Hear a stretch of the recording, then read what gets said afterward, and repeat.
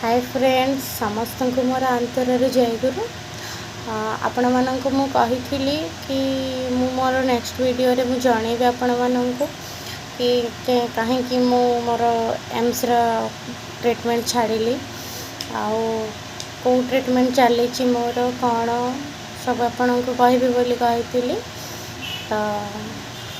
ये वीडियो रे आपण मानक सब किछि मोर जनइबी कि केमिति ट्रीटमेंट चली कौन मोर डाइटिंग चलती कौन नहीं सब आपण को जनइबी तेणु आपण मानक यह कहवाक चाहिए कि जितेबाला मोर 4th केमो सरला मोर 5th केमो बेलू मत डॉक्टर कहले कि मोर बोन मैरो ट्रांसप्लांट करने को पड़ो ना यार किसी चारा भी नहीं आ मो डिजीज मोर ब्लड कैंसर AML तो एक्यूट माइलोलिकोमिया मोर तो से मो आखि आगे मोर डिजीज 3 जन एक्सपर्ट करगले एवं रिसेंट 2 जन एक्सपर्ट कर तो से बहुत नर्वस अच्छी मु तो तथापि भी मो ठाकुर मु भरोसा रखी कि मोर किसी भी हेनी जितेबाला मु ये करुली एम्स रे ट्रीटमेंट चलता तो से मो मत एमती डॉक्टर भी मत भी कही तेणु मु आउ कि भी से किसी माइंड रे पशि नाला तापर मो दादा भी एमती गूगल रे सर्च करते माने इंटरनेट रे देखिले राजस्थान रे गोटे आयुर्वेदिक कैंसर पर अच्छी तो से आयुर्वेदिक खाई भी समस्ते बहुत रिकवरी करुँच विशेषकर मोरी केस रे बहुत रिकवरी करुँच तो मो दादा मत भी बहुत बुझेले कि देख माँ आम आयुर्वेदिक मेडिसिन कंटिन्यू करवा तो मोर भी बहुत भरोसा थिला आयुर्वेदिक मेडिसिन उपर कहीं ना आयुर्वेदिक मेडिसिन भी आगुरी भी लोक मानकर पाखे जिते डॉक्टर नथिले कि कहीं भी जिते नथिले सेतबेले से चेरमूली खाई ही लोक मैंने भल ही होते से को ना इंजेक्शन थिला ना सारलाइन थिला ना कौन से को किसी भी नथिला तो से मुझे कहली हो ठीक अच्छे तो मुझे आयुर्वेदिक स्टार्ट करी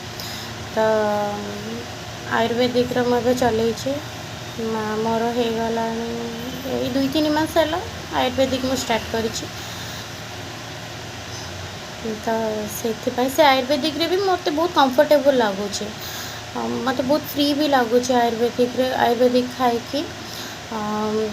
डॉक्टर कहले कि मत 30-40 लाख टंका ए दरकार बोन मैरो ट्रांसप्लांट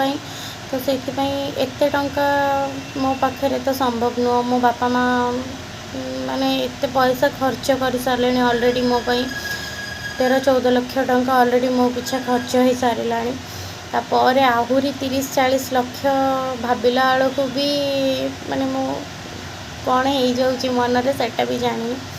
तो से भाविली कि नाई से एम्स ट्रीटमेंट छाड़देवी आयुर्वेदिक कंटिन्यू करी तो तेणिकी जहाँ हम राजस्थान रा नवग्रह आश्रम अच्छी गोटे से 9टा ग्रह को लेकिन से आश्रमटा बनाई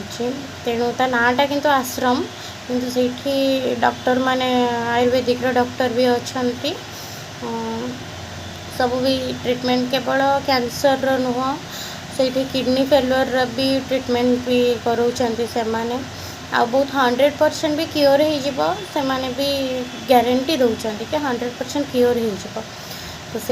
से भरोसा रे मु कहली हो ठीक अच्छे ना तो से ट्रीटमेंट ही मोर चली आ मोर डाइट लिस्ट आपन को जदि कहबी ताले बहुत डाइटिंग रे बहुत रोची मोर नॉर्मल आमर भात जोटा सेटा बंद मोर से माने मना करती कि भात जो खाइले सेटा कैंसर सेल्स टाक बढ़ेब से माने या कहती भात गहम भी आमर जो अटा से गुराक भी खाइबा बंद तेणु जहाँ भी हम କିନ୍ତୁ ମୋର ଏତିକି ଭରସା ଅଛି କି ମୁଁ କିଛି ବି ହେବନି। ମୋର ଯେଉଁ ମୋ ସହିତ ଯେଉଁମାନେ ମୋ ଡିଜିଜ୍ର ଯେଉଁମାନେ ଏକ୍ସପାର୍ଟ କରିଗଲେ, ଏବେ ମୋଠୁ ସାନ ଏଜ୍ର ଛୁଆ 2ଟା ଏକ୍ସପାର୍ଟ କରିଗଲେ, ଆଉ ମୋଠୁ ବଡ଼ ଜଣେ ଏଜେଡ଼ ସିଏ ବି ଏକ୍ସପାର୍ଟ କରିଗଲେ। ତେଣୁ ବଟ୍ ମୋତେ ସେମିତି କିଛି ବି ମାଇଣ୍ଡରେ ଲାଗୁନି। ମୁଁ ଜାଣିଛି କି ମୋର କିଛି ବି ହେବନି। ମୁଁ ମୋ ଠାକୁରଙ୍କ ଉପରେ ମୋର ବହୁତ ଭରସା ଅଛି। ସେଇଥିପାଇଁ ଆଉ ନେକ୍ସଟ ଭିଡ଼ିଓରେ ମୁଁ ଆପଣମାନଙ୍କୁ କହିବି କି ମୋର କ'ଣ କ'ଣ ଡାଏଟ୍ରେ ମୁଁ କ'ଣ ଖାଉଛି ଆଉ କ'ଣ ନାହିଁ, ସେଇଟା ମୁଁ ନେକ୍ସଟ ଭିଡ଼ିଓରେ ଜଣେଇବି। ସେତିକି ପର୍ଯ୍ୟନ୍ତ ପ୍ଲିଜ୍ ମୋ ଚ୍ୟାନେଲକୁ ସବସ୍କ୍ରାଇବ୍ କରନ୍ତୁ, ଲାଇକ୍ କରନ୍ତୁ, ସେୟାର କରନ୍ତୁ। ଆଉ ଠାକୁରଙ୍କ ଆଗରେ ପ୍ଲିଜ୍ ଏତିକି ପ୍ରାର୍ଥନା କରନ୍ତୁ କି ଯେମିତି ମୁଁ ବହୁତ ଜଲ୍ଦି ରିକଭର୍ ହେଇଯାଏ। Please please. ଆଉ ହଁ, ସରି ମୁଁ ଭୁଲି ଯାଇଛି, ଆଜି ଏତେ ବଡ଼ ରଥଯାତ୍ରା ଉପଲକ୍ଷେ ସମସ୍ତଙ୍କୁ ହାର୍ଦ୍ଦିକ ଅଭିନନ୍ଦନ, शुभेच्छा और शुभकामना। रहुछि। जय गुरु।